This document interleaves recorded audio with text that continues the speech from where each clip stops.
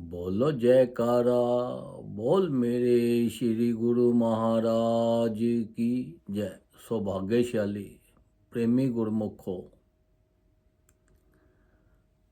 संत महापुरुष फरमाते हैं कि नाम जपो, क्योंकि ये कलयुग के अंदर आपका एक ही सहारा है, वो है नाम। नाम जपोगे तो आप सुखी रहोगे, क्योंकि ये कलयुग के अंदर सिवाय दुखों के और कुछ नहीं है। परेशानियां ही परेशानियां हैं, चोर हैं, ठग हैं, हेरा फेरी है, बहुत कुछ है। सब चीज़ से बचने का एक ही उपाय है, नाम जपो। इसलिए संत महापुरुष बार बार जोर देते हैं कि नाम जपो, नाम जपो, नाम जपो। अब देखो, एक आदमी था, उसको संत महापुरुषों ने बड़ी मुश्किल से उसको नाम जपाया। उसने एक बार राम का नाम लिया तो उन्होंने संत महापुरुषों ने एक बार राम लेने से उनके सारे जीवन का कल्याण कर दिया। सब दुख काट के उसको बैकुंठ में पहुंचा दिया। देखो, संत महापुरुष तो सबके ऊपर बड़ी अपार कृपा करते हैं। तो ये जो नाम है, ये जो है, यही हमारे साथ जाना है। तो आप तो देखो कितने खुश नसीब हो कि आप तो हर वक्त नाम जपते हो। आपका ध्यान हर वक्त वहाँ पे रहता है, नाम में, जाप में, गुरु महाराज जी के चरणों में रहता है। और आप सारा साल ही जप रहे हो। उसने एक बार नाम जपा तो उसका जीवन कल्याण हो गया। आप तो सारा साल ही नाम जप रहे हो। और देखो आप कितने प्यारे हो, कितने अच्छे हो कि इतना हर वक्त आप श्रद्धा से, भावना से हर वक्त उठते बैठते चलते फिरते, हर वक्त आपका ध्यान उस परमात्मा के अंदर ही होता है। तो आपका तो ये साल भी बहुत अच्छा है, और अगला साल जो आएगा और बहुत अच्छा चलेगा आपके लिए। आपका नया साल, आपको हर तरह से मौज ही मौज रहेगी, सुख ही सुख रहेंगे। क्योंकि जितना ज़्यादा नाम जपोगे उतना ही आपको हर तरह से मौज ही मौज रहेगी। क्योंकि ये संसार के अंदर संत महापुरुषों ने इतनी अपार कृपा करके हमारे ऊपर की है कि हमें ये नाम दिया है। क्योंकि संत महापुरुष तो साक्षात परमात्मा है, वो इंसान का रूप धारण करके आए हैं, और उनकी हमारे ऊपर कृपा हुई है, उनकी चरण शरण मिली है, तो हमारा भी जीवन जो है सफल हो गया है। तो देखो, ये जो संसार है, इसके अंदर हमें ज़्यादा से ज़्यादा भजन करना है।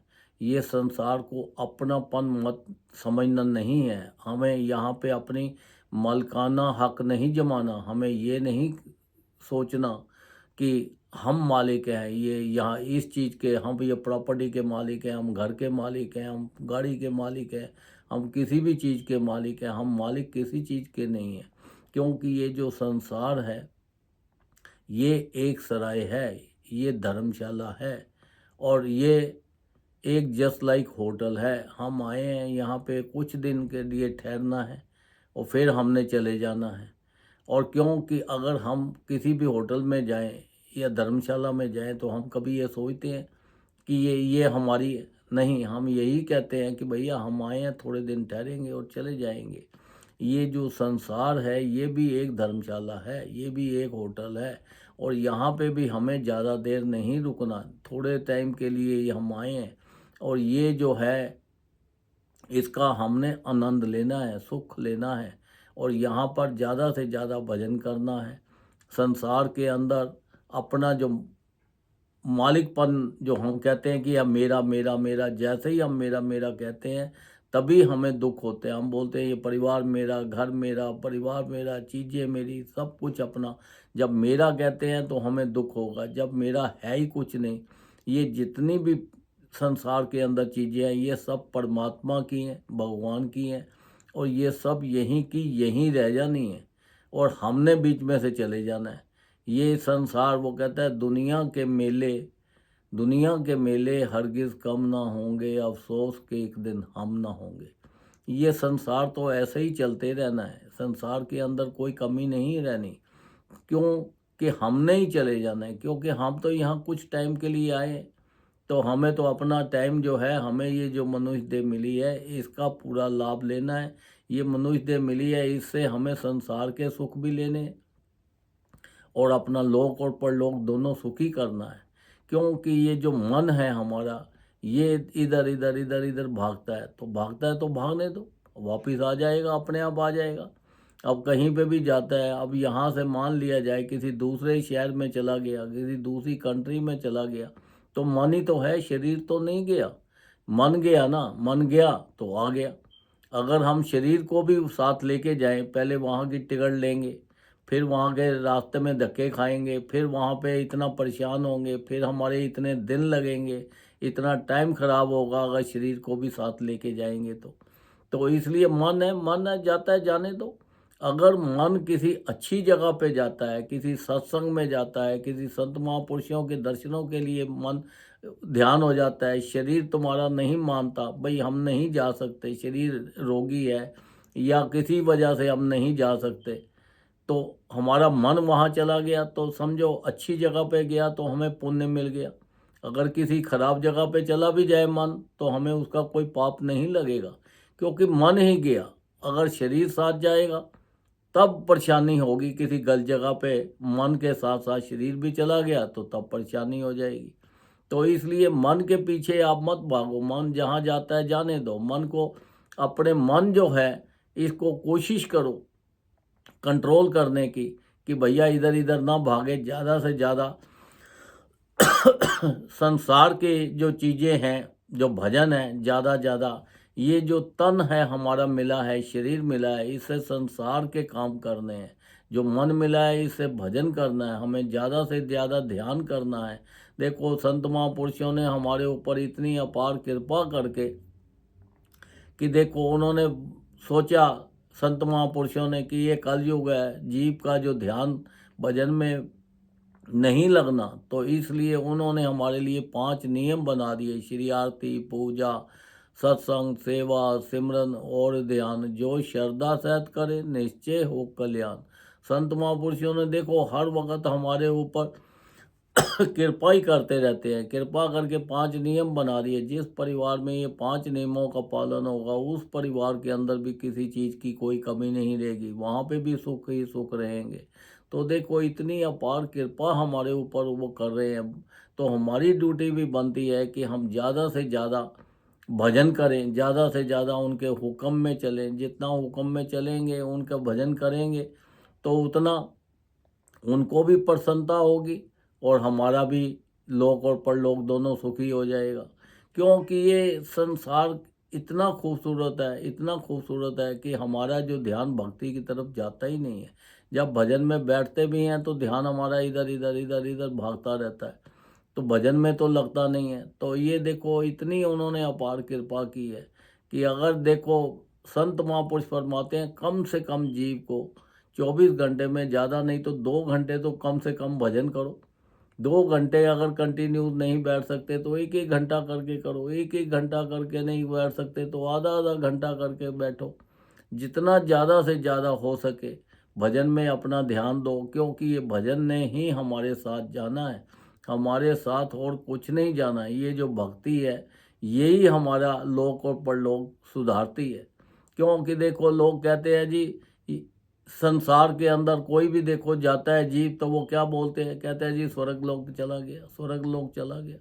अब ये स्वर्ग क्या है? स्वर्ग हमारे जितने हमने अच्छे काम किए हैं, उतनी देर तक हम स्वर्ग में रह सकते हैं, और जहाँ पे हमारे अच्छे कर्म खत्म हुए, फिर हमें ये संसार में 84 लाख योनि में हमारे कर्मों के मुताबिक भेज देंगे। देखो संसार तो ऐसा है, इसके अंदर सभी काम हो रहे हैं। किसी जगह देखो शादियां हो रही हैं तो वहाँ पे शहनाइयाँ बज रही हैं, कहीं बच्चे पैदा हो रहे हैं तो वहाँ बाजे बज रहे हैं, कहीं पे देखो वो रो रहे हैं, उनको पूछा भाई क्या बात है, वो कहते हैं हमारे परिवार का इंसान चला गया, वो रो रहे हैं। तो ये तो संसार है, ये संसार में सब कुछ चलता, ऐसे ही चलता रहना है, ये संसार में कोई कमी नहीं होनी। तो हमें तो ये सोचना है कि ये जो हमें मनुष्य शरीर मिला है, ये बड़े थोड़े से टाइम के लिए मिला है, और हम यहाँ पर थोड़े से वक्त के लिए आए हैं, तो ये वक्त का भी पूरा पूरा लाभ लें और ये शरीर का भी पूरा पूरा लाभ लें।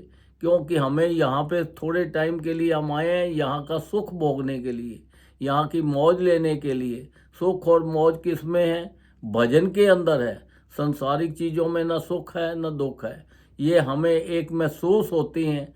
हम फील करते हैं कि जैसे अगर ठंड है, हमें ठंड लग रही है तो हम क्या सोचते हैं कि ठंड लग रही है, देखने को तो नहीं मिलती। रोशनी है, रोशनी को हम देखते हैं, अंधेरे को हम देखते हैं। अब इसको कोई हम महसूस ही करते हैं ना, देख तो नहीं सकते। तो ऐसे ही संसार के अंदर सुख और दुख जो है, ये हमारे सोचने का है कि सुख और दुख क्या है। तो ये संसार के अंदर सुख, ना कोई सुख है ना कोई दुख है, ये तो सब यहाँ का यहीं रह जाना है। तो बस अगर ये आप सुख चाहते हो कि आप खुश रहो, आपका जीवन जो है सफल हो जाए, जिस पर्पज़ के लिए हमें ये शरीर मिला है, जिस पर्पज़ के लिए हम ये संसार में आए हैं, तो वो मकसद तभी हल होगा जब हम संत महापुरुषों का हुक्म में चलेंगे, उनका कहना मानेंगे, 5 नियमों का पालन करेंगे, ज़्यादा से ज़्यादा भजन करेंगे, उठते बैठते चलते फिरते हर वक्त भजन करना है। मन जो है परमात्मा की तरफ लगा देना है, और जो तन है वो संसार के कामों में भी लगाओ, और अच्छे जगह पे भी लगाओ। अच्छी जगह पे ये शरीर को लेके भी जाओ, सत्संग में जाओ और अच्छी जगह जाओ। किसी की संसार के अंदर निंदा, चुगली, चोरी, ठगी कुछ मत करो, क्योंकि ये जो कर्म करेंगे इसकी फिर हमें सज़ा भुगतनी पड़ेगी। तो इसलिए ज़्यादा से ज़्यादा अपने जीवन का पूरा पूरा लाभ लो, भजन करके अपना लोक भी सुखी करो और अपना परलोक भी सुखी करो। सबको नए साल की बहुत बहुत मुबारकबाद है, और श्री गुरु महाराज का सबको आशीर्वाद है। देखो, आशीर्वाद श्री गुरु महाराज देते हैं। आशीर्वाद का मतलब क्या है? ये 4 लफ्ज़ों से आशीर्वाद बना है।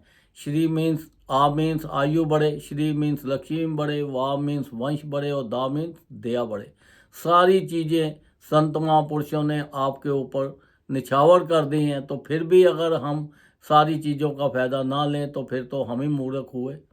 तो देखो, ये संसार है, ये संसार के अंदर मूर्खों की कमी नहीं है। क्योंकि देखो, एक आदमी था, बहुत अमीर था, उसने अपने बच्चे को स्कूल में गया लेके, कहने लगा जी इसको दाखिल कर लो, वो क्योंकि इसको पढ़ने की ज़रूरत तो है नहीं, क्योंकि इसके पास धन दौलत दुनिया भर की इतने ऐश्वर्य है, इसको पढ़ाई की कोई ज़रूरत नहीं है। पर फिर भी हमने सोचा कि ये स्कूल में जाएगा, 2-4 डिग्रियां ले आएगा तो अच्छा हो जाएगा। तो जब वो गया, थोड़े दिनों के बाद फिर पूछा जी बच्चा कहाँ तक कैसे है। उन्होंने बोला कि आपका बच्चा जो है 98% सही है, 2% इसके अंदर नुक्स है, बाकी 98% ये परफेक्ट है। उन्होंने पूछा भाई 2% क्या है? वो बोलता है कि एक तो ये इसके अंदर अकल नहीं है, बिल्कुल भी अकल नहीं है, और दूसरा ये हमारा कहना नहीं मानता। तो देखो, 2 ही चीज़ें हैं संसार के अंदर, 98 चीज़ें होती हुई भी सब बेकार है। तो संत महापुरुषों ने जो हमारे ऊपर कृपा की है, हमें उनका कहना भी मानना है जो नाम दिया है, और अपनी अकल को भी हमें ठीक करना है, ताकि हम इधर इधर की चीज़ों में फालतू में ना करके ज़्यादा भजन करें। जिस पर्पज़ के लिए हम ये संसार में आए हैं, जिस पर्पज़ के लिए हमें शरीर मिला है, उसका पूरा पूरा हमें फ़ायदा उठाना है। हमें ये अपना टाइम, अपने कीमती श्वास खराब नहीं करने, ज़्यादा से ज़्यादा इन श्वासों से भजन करके और अपने जीवन का पूरा पूरा लाभ उठाना है। अपना लोक भी सुखी करना है और परलोक भी सुखी करना है। बोलो जयकारा, बोल मेरे श्री गुरु महाराज की जय।